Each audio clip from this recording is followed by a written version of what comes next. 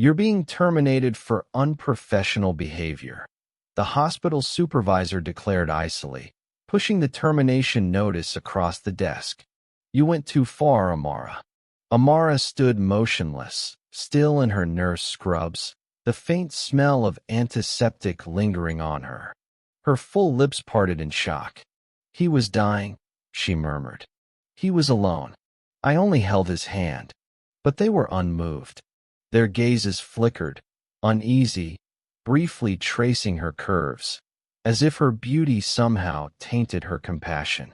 Her striking figure, hourglass hips, captivating features, chestnut curls, had sparked whispers in the halls from her first day. "You're a distraction," they'd sneered. Now, they had an excuse to formalize it. 3 days prior, Amara had been assigned the night shift in the hospice wing, a serene place where time stretched and farewells hung heavy. That night, Mr. Ellis, an elderly man with no family present, had mere hours left. His breaths were shallow, his eyes far off. Nurses came and went, updating charts, checking vitals, but none lingered, except Amara. She saw the fear in his gaze, the way his fingers trembled, reaching for a connection. So, she took his hand, sat by his side, offered soft words of comfort, and held space for him. No words were necessary, just her presence, her warmth. She lost track of time until the charge nurse burst in, gasping. "You're not supposed to be alone with him. What are you doing?" Amara looked up calmly. "He's dying," she said. "He shouldn't be alone." The next morning, HR summoned her. No warning, no investigation, just a single claim: inappropriate conduct. No one asked for her side. No one cared that she'd been the only one to show care. As Amara left the hospital, her heels echoing on the tile like a final cadence, staff averted their eyes, some in guilt, others in silent agreement. They'd judged her appearance from the start. Too beautiful, too curvy, too much. "This isn't a catwalk," someone had muttered behind her back. "She's not here to work. She's here to be noticed." Now, they masked their envy with her compassion, punishing her not for a misstep, but for unsettling them with her depth of care. But what they didn't anticipate, what no one saw coming, was what followed. 3 days later, a handwritten letter arrived at the hospital, signed by 6 members of the Ellis family, who had been watching, unnoticed, arriving just after Amara was forced out. To the administration, it began. "We came to bid farewell to our father and witness something remarkable. A nurse, young, beautiful, compassionate, sitting by his side, holding his hand, singing to him, weeping for him. We don't know her name, but we saw her humanity from the hallway." The letter pressed on. "We were too late. He passed minutes later, but not alone, because of her. She gave him dignity and us peace. And you fired her." The family's voices grew louder. They shared their story online, and it spread like wildfire. The community rallied, chanting, "Reinstate her.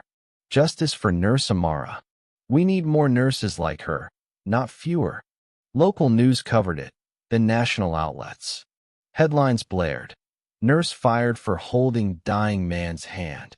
People everywhere questioned, what kind of hospital punishes kindness? Amara remained quiet, shunning the spotlight. She spent her days aiding an elderly neighbor, volunteering at a shelter, dodging cameras. She didn't know the Ellis family had launched a petition, over 80,000 signatures in a week. The hospital board scrambled as donations wavered and their reputation teetered. Then came a call. "We'd like to meet with you," they said. Amara nearly declined, but the Ellis family insisted on joining, wanting to stand with her. In the boardroom, Amara entered in a simple white blouse and slacks, yet her presence radiated, confident, poised, magnetic. The same body once scrutinized now demanded respect. Mr. Ellis's son rose. "This woman gave our father what your staff withheld: kindness. You punished her for it. That's not just wrong. It's inhumane. A hush fell, then applause erupted from board members, staff who came to support, and nurses who finally found their voice. The hospital offered reinstatement, an apology, back pay, and public recognition. But Amara spoke words no one foresaw. I won't return unless you change how you view compassion and how you treat people who look like me. I'm not a distraction. I'm a nurse. Silence gripped the room. Then the HR manager, who once avoided her eyes, stood and nodded. We needed to hear that, she confessed. Thank you. Amara chose to return, not for herself, but to champion change, to represent every woman underestimated, every nurse whose heart was deemed excessive. She held hands again, this time with dignity, and no one dared look away. Patients requested her. Families asked for her by name.